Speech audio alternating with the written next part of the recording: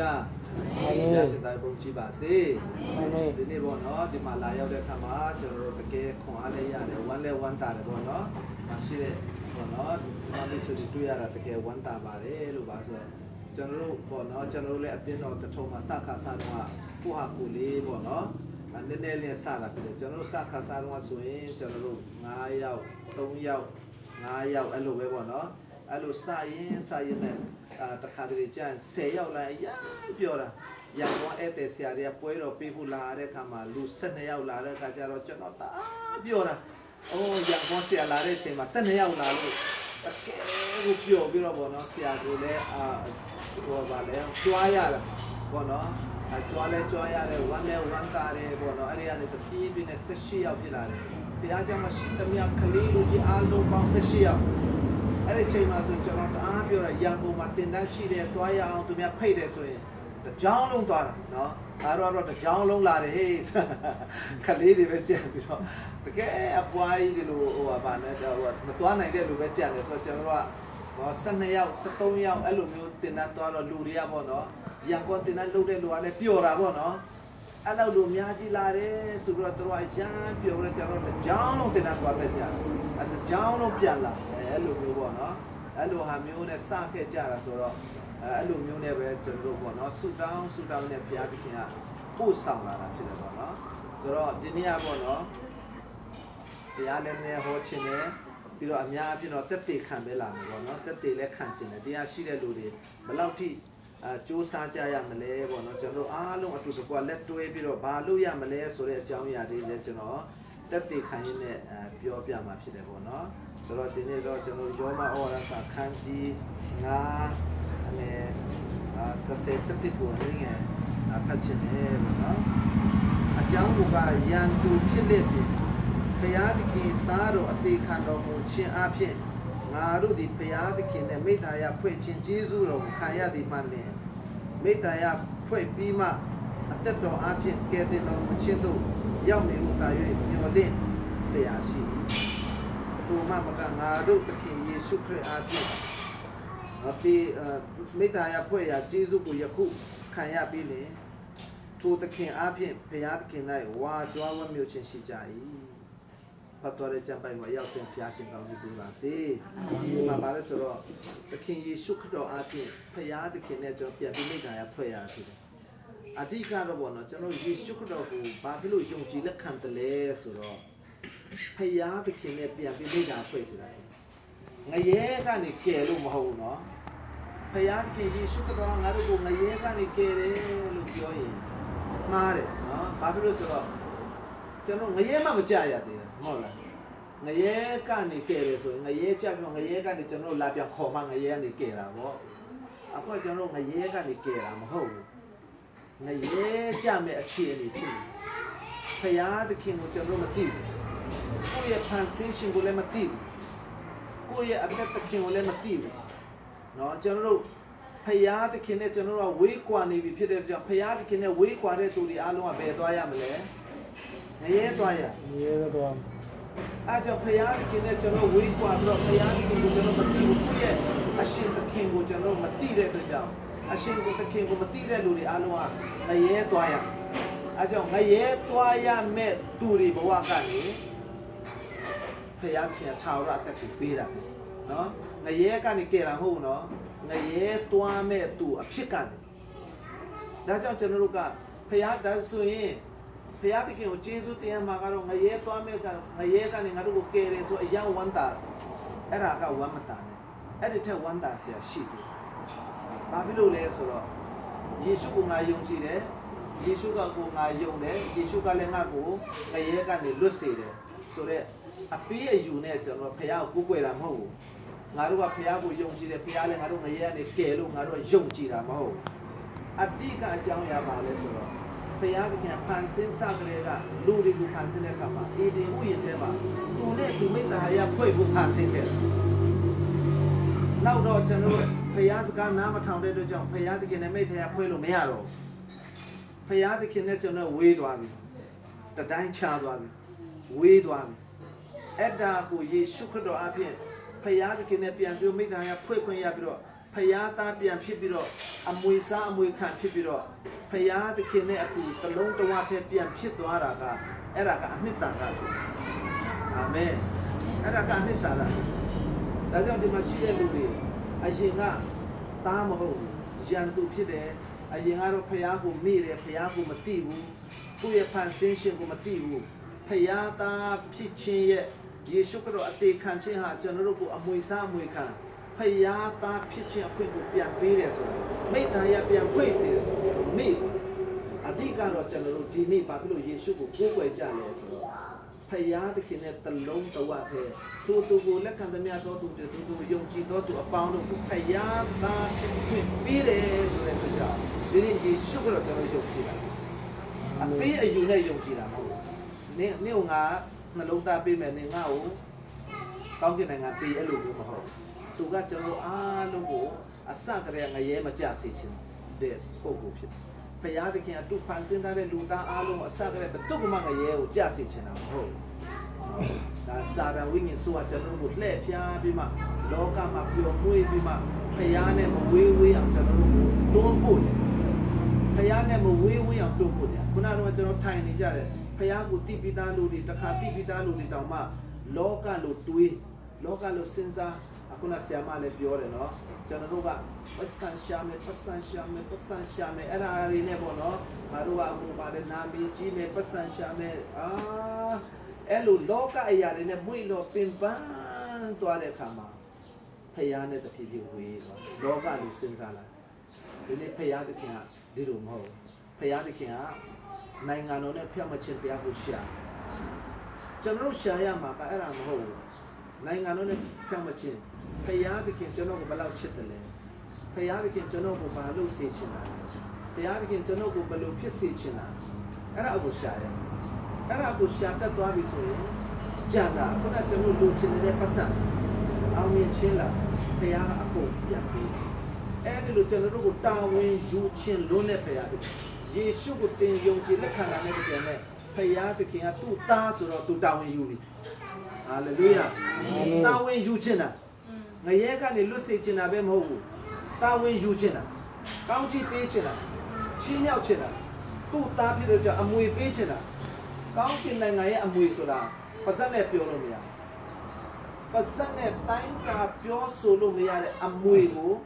ပေးခြင်းနေပြီအဲ့ဒီအတွက်သူခေါ်တာဖြစ်အားကြောင့်သင်ဟာအမွေစားအမွေခံဖြစ်တယ်ယေရှုကိုယုံကြည်တာနဲ့တပြိုင်နက်သင်ဟာအမွေစားအမွေခံဖြစ်တယ်သင်ဟာဖယားသားဖြစ်ပြီသူ့ရဲ့အမွေတွေကိုခံယူခွင့်ရှိတဲ့အတွက်ကြောင့်ကျွန်တော်တို့မှလှုပ်ရှားကတော့ဘာလဲဆိုတော့အဖေစကားနားထောင်ယုံပဲနော်အဖေရဲ့နှလုံးတော်နဲ့တိထွေးတဲ့တို့ထိတဲ့သူဖြစ်ဖို့ပဲနော်စိတ်တော်နဲ့တွေ့တော်သူဖြစ်ဖို့ပဲလို့နော်ဒီနေ့ကျွန်တော်ကြံဖန်ပြီးတော့အလုပ်တွေအများကြီးလုပ်ပြီးတော့ပတ်စံတွေလိုက်ရှာနေဖို့မဟုတ်ဘူးအဲ့ဒီလိုပတ်စံတွေနဲ့ရှာရင်နေဆိုရင်လောကလိုစဉ်းစားလာမယ်လောကလိုတွေးမယ်ခုနပြောသလိုပေါ့နောက်ဆုံးကြတော့မိသားစုကိုကျွေးမွေးရမယ်မိသားစုကိုလှုပ်ပေးရမယ်ငါမှမရှာရင်ဘယ်သူကပတ်စံရှာမှလဲသူကဖယားတာဝန်ယူမှတဲ့ကိုကတာဝန်ယူချင်လားလောကအတွေးခေါ်ဆိုတော့အရန်တော်တာပေါ့မိသားစုကိုတာဝန်ယူခြင်းစိတ်ရှိတယ်ဆိုတာကအရန်တော်တာပေါ့ဒါကလောကလိုအမြင်ဆိုရင်အမှန်တရားဆိုရင်တော့အမှန်တမ်းတော်တဲ့လူပေါ့အားလုံးချီးကျူးဒါပေမဲ့တမန်တရားနဲ့ကြည့်မယ်ဆိုရင် तू ကလမ်းလွဲနေတာပေါ့သူကလမ်းလွဲနေတာမိသားစုကိုတအားတာဝန်ယူချင်နေတာဆိုတော့လမ်းလွဲနေတာတမန်တရားနဲ့ဆို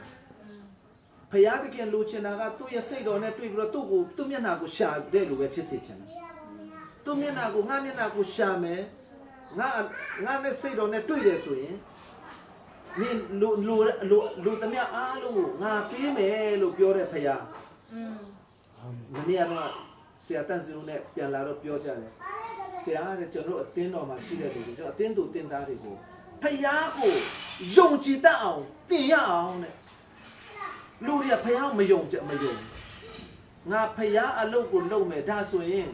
ငါဖယားမျက်နှာပဲရှာမယ်ဆိုရင်ငါမိမဘယ်သူထမင်းကျွေးမှာလဲငါသားသမီးကိုဘယ်သူထမင်းကျွေးမှာလဲအဲ့ဒီစိတ်ကဝင်သွားတယ်အဲ့ဒီစိတ်ဝင်တော့လောကရဲ့အမှန်တရားနဲ့ဆိုရင်လုပ်ရမှာပေါ့ကိုလှုပ်တဲ့ပုံမှာဖယားကောင်းချီးပေးသွားမယ်ဒီလိုမျိုးလာတာအဲ့ဒါကိုက လောကအမြင်နဲ့ကြတော့အမှန်တရားနဲ့ကြတော့အရန်တော်တာပေါ့တမန်တရားနဲ့ကြတော့လမ်းတော်လွဲနေပြီသူကဖယားကိုအားမကိုပဲနဲ့လူကိုအားကိုလာနှာခေါင်းပေါက်နဲ့အသက်ရှူတဲ့လူကိုအားကိုလာဘယ်လူအားကိုလဲဆိုတော့ကိုလူဒီလူမဟုတ်ဘူးသူ့ကိုသူအားကိုသွားတယ်သူ့ကိုသူအားကိုသွားတယ်ဒါကြောင့်ဒီနေ့ကျွန်တော်တို့ကဘာလဲဆိုတော့ဖယားကကျွေးမယ်ဖယားတာဝန်ယူတကယ်ဖယားနောက်ကိုလိုက်ဖယားတာဝန်ယူအာမင်အာမင်အဲ့လောက်ထိကျွန်တော်တို့ယုံကြည်ခြင်းခြေနှမ်းလှမ်းရရဒီနေ့လောကမှာကျွန်တော်တို့လူတွေကအဲ့လောက်ထိခြေနှမ်းမလှမ်းရဘူးအဲ့လိုတော့ပြောရင်အမှန်တရားနဲ့ပြောတယ်အဲ့ဆိုရင်ကျွန်တော်နေ့တိုင်းဆုတောင်းမယ်နေ့တိုင်းဖယားနဲ့သွားလာမယ်နေ့တိုင်းဖယားကြောင်းလာမယ်ငါသားသမီးကိုဆရာသမီးကျွေးမှလားအဲ့လိုမျိုးကျွန်တော်မေးတော့မိခုမေးတော့နော်အဲ့ဆိုကျွန်တော်ကအေးငါကျွေးမယ်လို့ဆိုပြီးတော့လေကိုကလည်းအာမမခံရဲဘူးနော်ကိုကလည်းအေးလာငါကျွေးမယ်ဆိုပြီးတော့လေကိုလည်းမပြောရဲဘူးဆိုတော့အမှန်တရားကကိုကိုအမြဲတမ်းနိုင်တမန်တရားအမြဲတမ်းရှုံးတယ်ယေရှုခရစ်တော်လို့ကျွန်တော်ရဲတောက်ပေါ့နော်ယေရှုကပြောတယ်ဒီကလေးလေ10လုံးလုံးထမင်းမစားရသေးဘူးဆိုတော့တရားသားဆိုတော့ကြောက်ခဲကိုမုံလို့ပြီးစားပါလားလို့ပြောတော့ကျွန်တော်တို့ဆိုရင်တော့ပိုက်စားနေပြီလေရက်40လုံးလုံးဘာမှမစားရသေးဘူးဆိုတော့ယေရှုကတော့မစားရရင်နေပါစေနော်ငါစားเสียတမန်တရားငါစားเสียပဲလူဟာမုံအဖြစ်အသက်ရှင်တာမဟုတ်ဘူးနှုတ်ကပတ်တော်အဖြစ်ပဲအသက်ရှင်တယ်ငါစားเสียနှုတ်ကပတ်တော်ပဲဆိုပြီးတော့ယေရှုကပြက်သားနော်သမင်းစာနေရတဲ့ငတ်နေရတဲ့သူကပြက်သားဒီလောကအမှန်တရားမုံကမစားဘူးတမန်တရားပဲငါစားမယ်လို့ပြက်သားရက်တည်ရဲတယ်ဒီနေ့ကျွန်တော်တို့ကအဲ့လိုမရက်တည်ရဲဘူးနှုတ်ကပတ်တော်ပဲစားမယ်လို့ကျွန်တော်တို့မရက်တည်ရဲဘူးကျွန်တော်တို့မဟုတ်လားမေးကြည့်လိုက်ကိုမိမကိုယောက်ျားကိုအိမ်ကလို့ကိုမေးကြည့်လိုက်ဖယားသခင်ပေါ်မှာခြေစုံပြည့်ရဲလားငါကဖယားသားပြဖယားသမီးပြတော့ဖယားကျွေးတယ်ဟာလေလုယာကျွန်တော်ဘာလို့ဒါပြောလဲဆိုတော့အခုတလုံးပေါ့ကျွန်တော်ကအခုအေယုံကြီးလေးဝင်ငါဖို့ကြောင်းလူတိုင်းအေယုံကြီးလေးဝင်ငါတာအရင်တော့ကျွန်တော်တို့ကဖြစ်တယ်လို့ဝင်ငါတယ်ဘယ်သူမှမဝင်ငါတယ်လို့မရှိဘူးနေဦးလေးဝင်ငါဘူးလားဆိုဝင်ငါတာပေါ့ကျွန်တော်ကကြုံတိုင်းဝင်ငါတယ်တက်နိုင်တယ်လို့ဝင်ငါတယ်ရောက်တဲ့ရက်မှာဝင်ငါတယ်နော်ကျွန်တော်တို့လှုပ်ဆောင်သမျှအားလုံးဟာလေဘာပဲလုပ်ဧဝံဂေလိကိုအခြေခံပြီးတော့လုပ်ဘာပဲလုပ် indirect ပေါ့အနည်းဆုံးတော့ indirectly ဧဝံဂေလိဖြစ်ရမယ်လို့သဘောထားပြီးတော့ဘာပဲလုပ်ကျွန်တော်ဧဝံဂေလိလို့ဧဝံဂေလိအတွက်ပဲကျွန်တော်အသက်ရှင်ကြဆိုတော့ဒီအရာတွေကမကောင်းဘူးလားဆိုတော့ကောင်းတယ်ဒါပေမဲ့ပေါ့နော်ကျွန်တော်တို့ဧဝံဂေလိဝင်ထားတဲ့အခါမှာခေတ်အလိုက်သူ့ဖြစ်နေသူရှိတယ်ဘိုးတော့1950တော့ဧဝံဂေလိဝင်ထားတဲ့ပုံစံ1990တော့ဆိုရင်တော့အိမ်စွန့်ဘိုးစွန့်အလုပ်ကိုစွန့်ပြီးတော့ဧဝံဂေလိဝင်ထားတဲ့ခေတ်2000တော့ဆိုရင်တော့ဗာလဲ3လူဟာမျိုး2000တော့ဆိုရင်တော့ကျွန်တော်တို့ကလူတွေကိုကြုံတဲ့လူတိုင်းကိုဧဝံဂေလိဝင်ထားတယ်တက္ကစီပေါ်ရောက်လဲဝင်ထားတယ်ဘယ်ရောက်တွေ့တဲ့လူတိုင်းဧဝံဂေလိဝင်ထားအဲ့ဒါ2000ရဲ့ model 2000 model ဖြစ်တယ်ကျွန်တော်တို့က2000 model သမားတွေတွေ့တဲ့လူအားလုံးကိုဧဝံဂေလိဝင်ထားတယ်နော်သူသမင်းချက်ဖို့လူသေးလားသူဝတ်စာကျွေးဖို့လူလားဘာမှမစင်စားဘူးအိမ်တင်ရောက်ပြီဆိုရင်တော့မရမကဧဝံဂေလိဝင်ထားတယ်မပြီးမချင်းခံစင်းချင်းကနေအပြစ်ထဲမှာပထမဆုံးငရဲချလိုက်တယ်သူတို့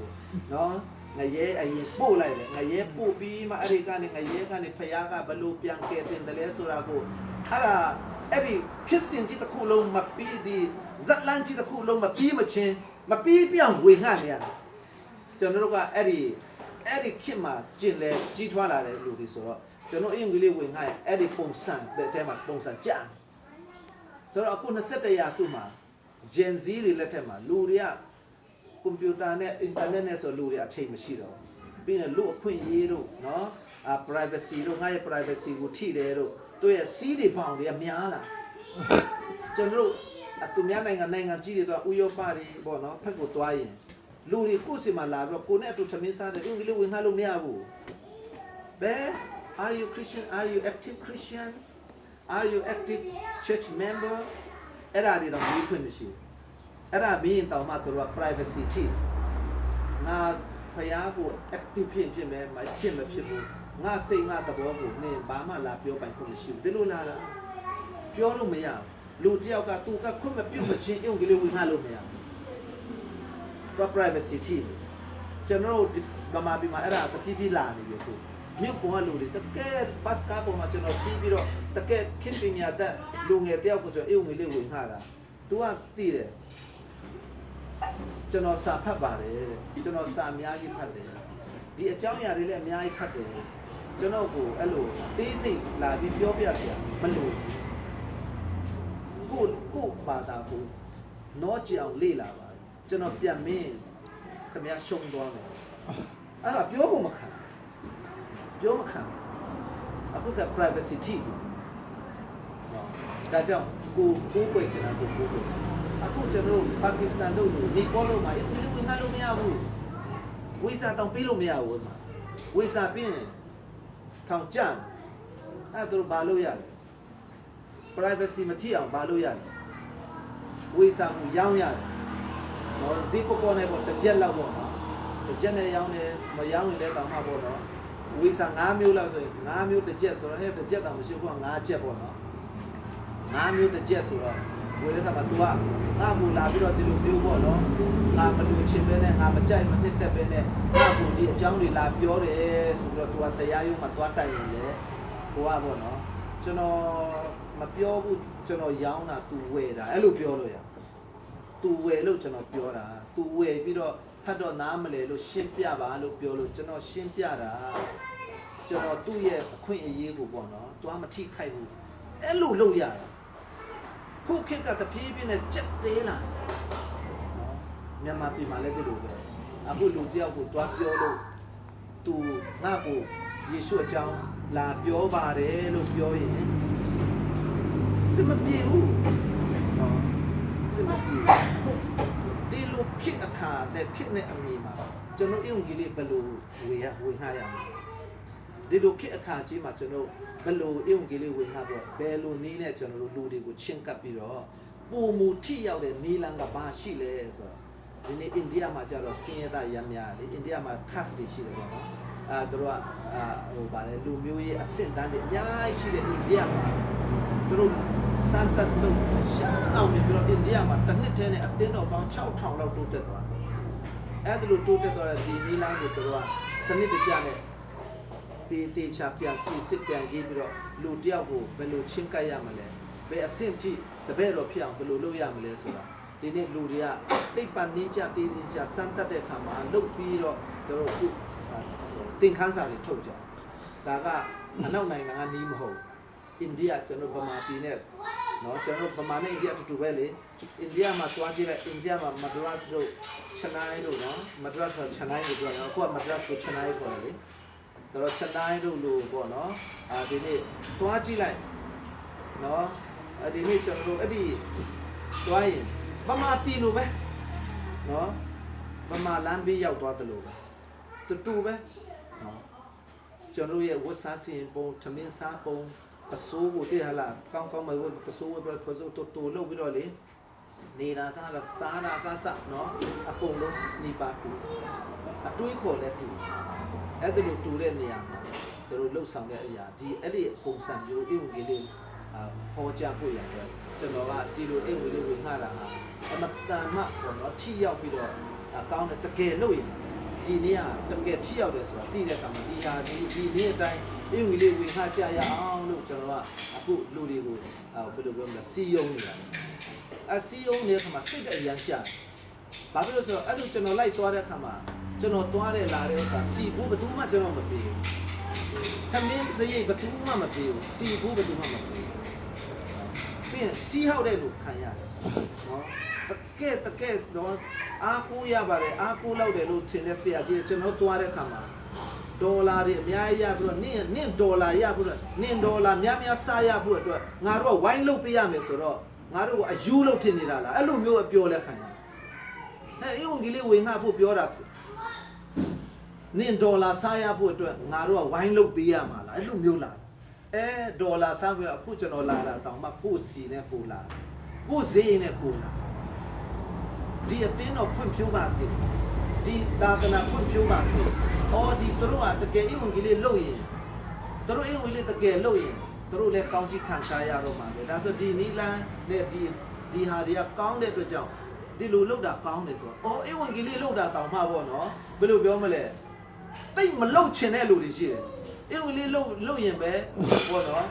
ငါတို့ဟိုဗာလဲဟိုသူများအခွင့်အစည်းထဲရောက်သွားမလို့သူများလက်အောက်ရောက်မလို့အင်ဝင်ကြီးလေးလုပ်ဘယ်သူကမှဘယ်ခွင့်အစည်းအောက်မှမရောက်ဘသူအောက်လည်းမရောက်ဘသူနဲ့မှလည်းဘာမှမဖြစ်ဘူးကိုအင်ဝင်ကြီးလေးလုပ်လေးကိုကောင်းကြည့်ပဲအဲ့ဆိုကျွန်တော်အဲ့ဒီမနေ့မှနေတဲ့အခါမှာတရားသခင်အဲ့ဒီမနေ့မှစကားပြောတယ်ကျွန်တော်စိတ်ထဲကသွားတော့ဘူးပေါ့နော်မလုပ်တော့ဘူးပေါ့နော်ကျွန်တော်နဲ့လုပ်နေတဲ့ဒီ TTI ဆိုတဲ့အခွင့်အစည်းကိုလည်းငါမလုပ်တော့ဘူးဘာပဲဆိုအင်ဝင်ကြီးလေးဝင်ငါ့ကိုလို့စီယုံရရန့်ခက်တယ်အင်ဝင်ကြီးလေးလုပ်ရအောင်လို့ပြောတာတောင်းမှအရန်စီယုံရခက်တဲ့အတွက်ကြောင့်တခြားဟာတော့မလွယ်တော့ဘူးအဲကြောင့်ကျွန်တော်မလုပ်တော့ဘူးလို့ဒီနေ့တော့ငါလုံးဝမလုပ်တော့ဘူးဆိုပြီးတော့ပြောတော့မယ်လို့ကျွန်တော်ညမှာဆုံးဖြတ်လိုက်ဆုံးဖြတ်ပြီးတော့ပေါ့နော်မနေ့မိုးလင်းတဲ့ခါကျတော့ဖခင်ကကြမ်းပိုက်တစ်ပိုက်ပြကျွန်တော်တိပိတာကြမ်းပိုက်နော်ရှင်မတဲ့ခရစ်ဝင်ကျမ်းခန်းကြီး28အခန်းငယ်19 20ကျွန်တော်အားလုံးအလွတ်ရပြီးသားပဲပေါ့နော်သွား၍ဆိုတာပေါ့နော်ဒီနေ့အဲ့ဒီမှာဖခင်တခင်ကအဲ့ဒီကြမ်းပိုက်လေးနဲ့ကျွန်တော်ပြန်ပြီးတော့ဖခင်တခင်ကဟိုစကားပြန်ပြောတာပေါ့နော်ဘာပြောဆိုတော့နော်ယေရှုသည်အနိပါတို့ချင်းတော်မူပြီးတယ်ကောင်းကင်ဘုံ၌၎င်းမြေကြီးပေါ်၌၎င်းစီရင်ပိုင်သောအခွင့်တကူရှိသမျှတို့ကိုငါခံရပြီကောင်းကင်မှာရောမြေကြီးမှာရောရှိသမျှအခွင့်အာဏာတကူစီရင်ပိုင်တဲ့အခွင့်ငါလက်ထဲမှာရောက်သွားပြီအဲ့ဒီစီရင်ပိုင်သောအခွင့်တကူတွေအလုံးကငါဟာဖြစ်သွားပြီအဲ့ဒီစီရင်ပိုင်သောအခွင့်ကိုတဲ့ဒီနေ့အယုံကြီးလေးဝင်ငှမဲ့လူတွေကိုအပ်ပေးလိုက်ပြီဒါကြောင့်အဲ့ဒီအခခံရတဲ့လူတွေကဘာလို့ရမလဲဆိုတင်တို့တွား၍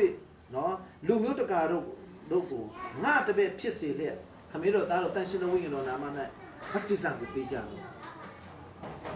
ဒါကြောင့်အဲ့ဒီအခွင့်အာဏာစီရင်ပိုင်တော့ခွင့်ရ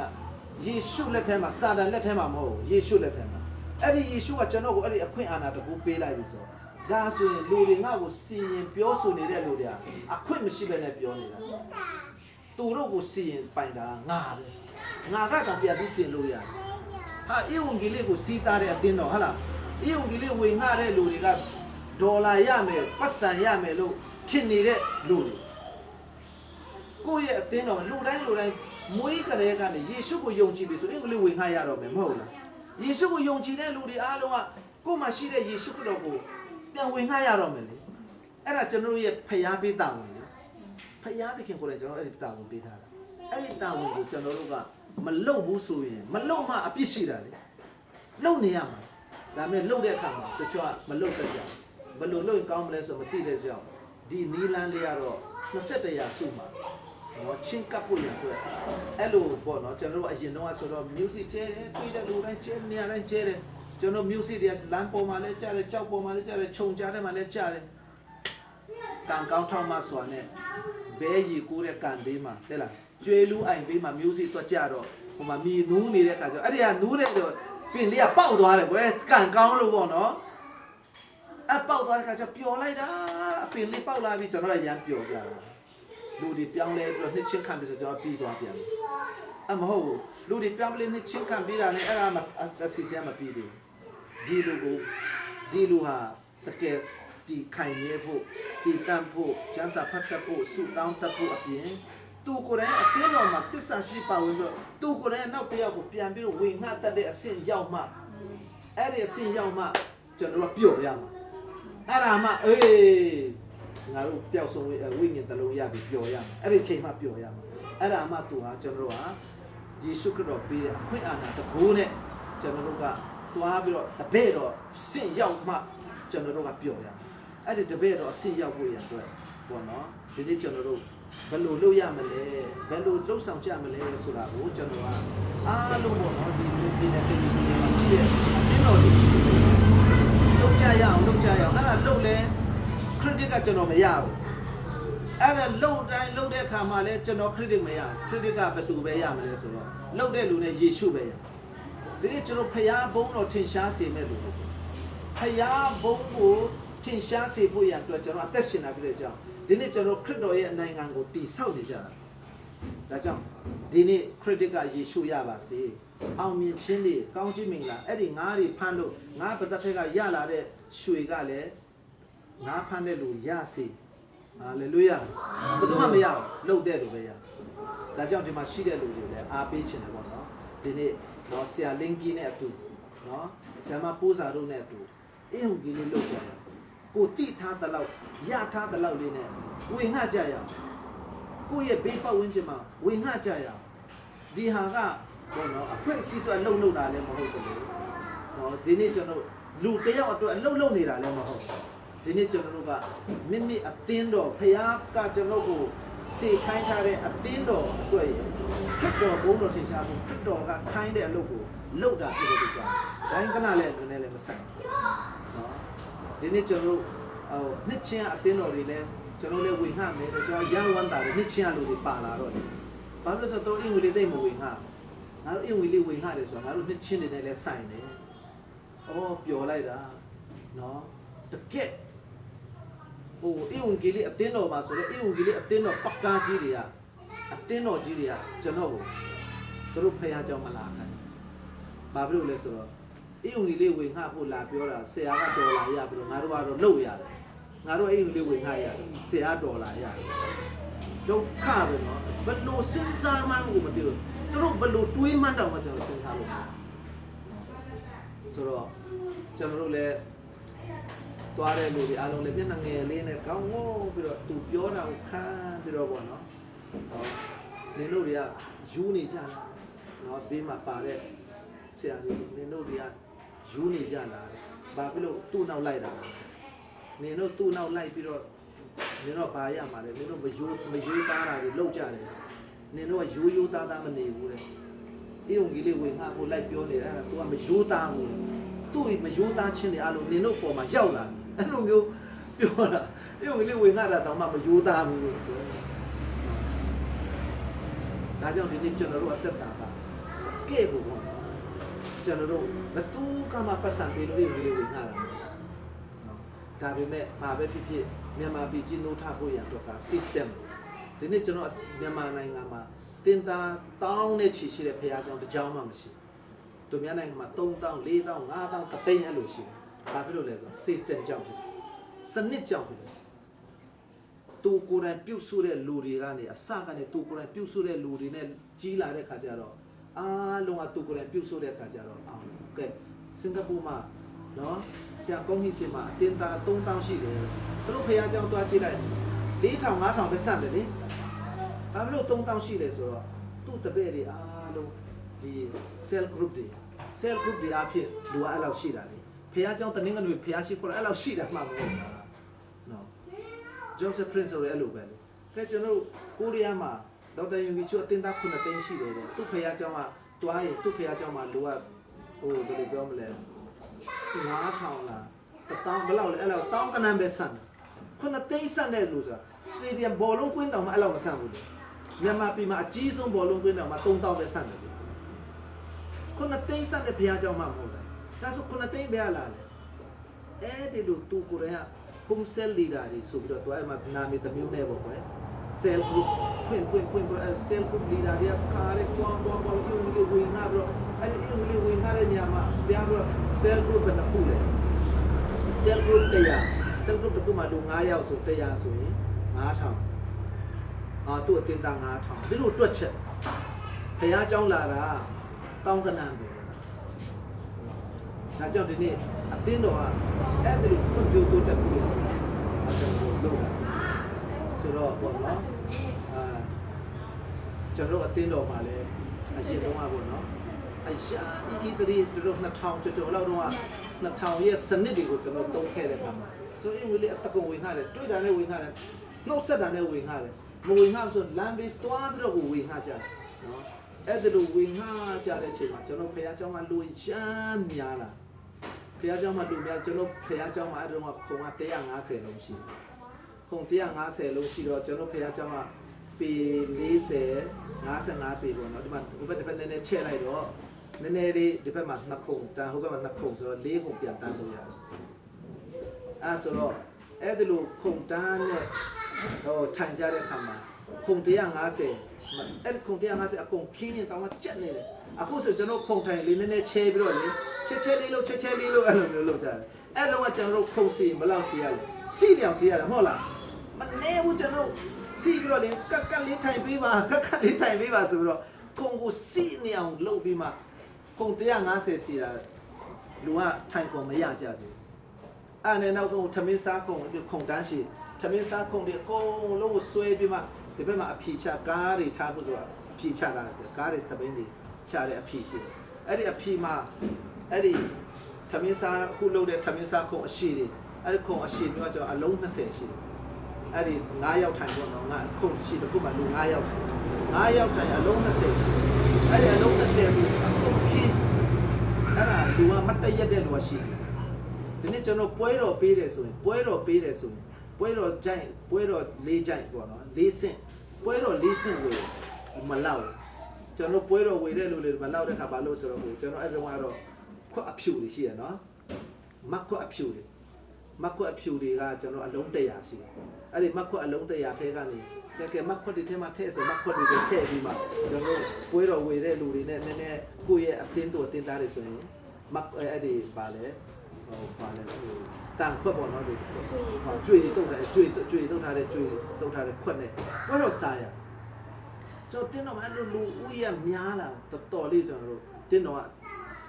နောက်ပိုင်းမှာကျွန်တော်တင်းတော်ကကဲလူရက်များတဲ့နေရာလည်းမဆန့်ဘူးဆိုတော့ပေါ့နော်ကိုယ်ဘက်မှာတဆုကဲဟိုဘက်မှာစုမင်းချင်တဆုတရားရှိဖို့ဒီဘက်မှာတဆုတရားရှိဖို့ဒီဘက်မှာတဆုတရားရှိဖို့ပြီးတော့ပြောင်းသွားကြတယ်ပါတာပေါ့နော်ကျွန်တော်ယူရရဖို့ပြအခုမိသားစုလိုက်ပြောင်းကြတယ်ကြိုက်ထူဖို့ပေါ့နော်မိသားစုလိုက်ပြောင်းသွားကြတယ်ပေါ့နော်အဲ့လိုပြောင်းသွားကြတဲ့လူတွေနဲ့ပေါ့နော်ပြီးတော့အတင်းတော်တွေခွဲတွေချိသွားတာနဲ့အခွဲဟိုပေါ့နော်ဒီနေ့ကျွန်တော်တို့ဒီလို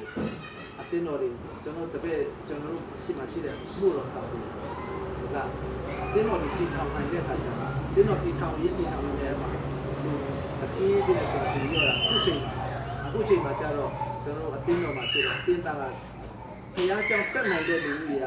160 190လောက်ရှိတယ်ဒါပေမဲ့တကယ်ဘုရားကျောင်းလာတက်တဲ့လူက90 80ပဲလာတက်တကယ်တက်နိုင်တဲ့လူက160 190ရှိတယ်ဒါပေမဲ့အကုန်လုံးမလာအခုကတော့ကျွန်တော်လူကတော်ရော့ပွဲပြားကုန်ပါပွဲပြားဒါကြောင့်ဒီနေ့ကျွန်တော်တို့ဘာဖြစ်လို့ကျွန်တော်တို့ခုံဒီအကုန်လုံးမခင်းနိုင်လေအခုလည်းကျွန်တော်ခုံအစ်စ်ပြန်ဝင်တော့ခုံအစ်စ်တွေပြန်ဝင်တော့ခုံအလုံး150ပဲပြန်ဝင်တယ်ခုံအလုံး150ခင်းနိုင်ကိုကျွန်တော်ဆူတောင်းနေကြတယ်အခုကျွန်တော်ခုံအလုံး100တောင်ခင်းမှုလေကျွန်တော်ခုံခင်းခုံ80လောက်ပဲခင်းတာလက်ရှိကတော့ကျွန်တော်80လောက်ပဲခင်းကျွန်တော်ခုံအလုံး150စလုံးခင်းနိုင်အောင်လို့ဆိုတော့ဆူတောင်းနေကြတယ်အဲ့ဒီဟာတုံပြ50ခင်းအောင်ပါလို့ဆိုတော့ဒီစနစ်နဲ့ကျွန်တော်အယုံကလေးဝင်ငှတော့မယ်ကျွန်တော်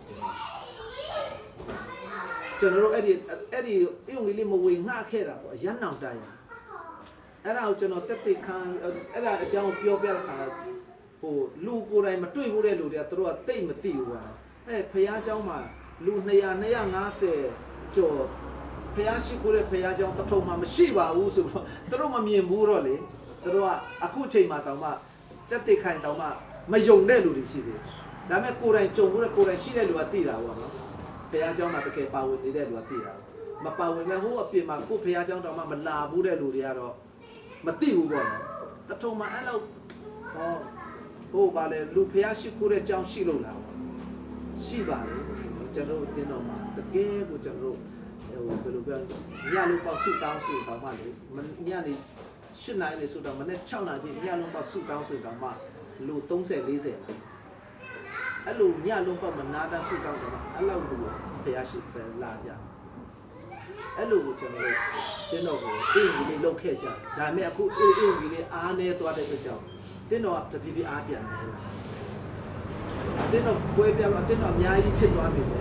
တင်တော့အများကြီးထူးပွားလာပြီပဲဒီမှတင်တော့ကလူပြန်နေသွားတယ်အခုကျွန်တော်ပြန်ပြီးတော့ဖျားရှိခိုးရနော်ကျွန်တော်ပြန်ပြီးတော့အင်္ဂလိပ်လို့ရတယ်ဒါကြောင့်အခုလည်းကျွန်တော်0ကနေပြန်စမယ်0ကနေပြန်စမှာဖြစ်တဲ့ကြောင့်အခုကျွန်တော်မှအခုခဏပြောတယ်အမြဲတမ်းဆူတောင်းကြည့်ရတာကျွန်တော်စမှာအမြဲတမ်းဆူတောင်းတဲ့အုပ်စုရှိတယ် အမြဲတမ်းဆူတောင်းတဲ့လူတွေအမှုတော်ဆောင်တွေအားလုံး0နဲ့ပြန်စကျွန်တော်အင်္ဂလိပ်ဒီနည်းနဲ့တိုင်းကျွန်တော်အင်္ဂလိပ်ပြန်လို့ကျွန်တော်စံပြအတင်းတော်ဖြတ်လို့လူတွေကအခုကျွန်တော်အင်္ဂလိပ်ဝင်ငှမယ်လို့ပြောရင်ဟိုဂိုင်းဝင်တာလားလက်အောက်ခံဝင်တာလားဒေါ်လာရတာလားအမျိုးမျိုးနော်သဘောမပေါက်ကြဘူးအင်္ဂလိပ်လို့ဖို့စီးယုံတာကိုဘလို့အောက်မိလဲမသိဘူးအင်္ဂလိပ်လို့ဖို့စီးယုံတာကိုဘာဖြစ်သွားမယ်လို့ထင်တယ်လဲတော့မသိဘူးအင်္ဂလိပ်လို့တာအတင်းတော်တီထောင်ကြတဲ့အင်္ဂလိပ်လို့ဖို့အတင်းတော်တီထောင်ကျွန်တော်လက်ရှိအသက်ရှင်နေတာလဲအင်္ဂလိပ်ဝင်ငှဖို့ရအတွက်အသက်ရှင်အဲ့ဒီအလုပ်ကိုကျွန်တော်လုပ်ရမယ့်ဥစ္စာကိုမိထိုးပေးတဲ့သဘောပဲလုပ်ရအောင်နော်ဆိုတော့ကျွန်တော်မိထိုးပေးတာစနစ်ပေးတယ်ပြီးရင်အနောက်ကနေနင်လုပ်ပြီလားတကယ်လုပ်ပြီလားဖုန်းခဏဆက်ပြီးမေးမယ်နင်လုပ်လားခဏမေးမယ်အခုကတော့ဖုန်းဆက်တဲ့လူမရှိဘူးလေလုပ်သလားဆိုတော့လုပ်တယ်မလုပ်ဘူးလားဆိုတော့လုပ်တယ်အဲလုပ်တယ်ဆိုရင်တနေ့ကိုဘယ်လောက်လုပ်လဲတစ်ပတ်မှာဘာတွေလုပ်လဲကျွန်တော်အခုကြတော့ဘယ်လို check list နဲ့လာတော့ဘာလို့ check list နဲ့လုပ်တော့အတင်းခိုင်းတယ်လို့အချီအနှောင်ကြီးပေါ့နော်ချီနှောင်ကြီးမလုပ်မနေရကြီးငါအားမလုပ်မှာပေါ့ဟိုဘယ်လိုလုပ်ချင်မှလုပ်မှာပေါ့စိတ်ပါမှလုပ်မှာပေါ့ဆိုတဲ့ဟာမျိုးမဟုတ်တော့ဒီနေ့ကျွန်တော်တို့ကစိတ်ပါမပါနော်အချင်းရှိသည်ဖြစ်စေမရှိသည်ဖြစ်စေအင်္ဂလိပ်ဝင်ငှမယ်လို့ပြောတဲ့ရှင်ပေါ်လို့ကျွန်တော်တို့ကရှင်ပေါ်လို့ရဲ့စိတ်ဝိညာဉ်တက်ကြွမှု spirit ကိုကျွန်တော်ပြန်ပြီးတော့ဘုရားကိစ္စတောင်းလျှောက်ပြီးတော့ပြန်လုပ်ဟာလေလုယာအချိန်ရှိသည်ဖြစ်စေမရှိသည်ဖြစ်စေနော်အချိန်ကိုပေးရဒီနေ့ကျွန်တော်တို့ကနော်ဘောလုံးကန်ဖို့အတွက်အချိန်ပေးနိုင်ဘောလုံးပွဲကြည့်ဖို့အတွက်အချိန်ပေးနိုင်နော်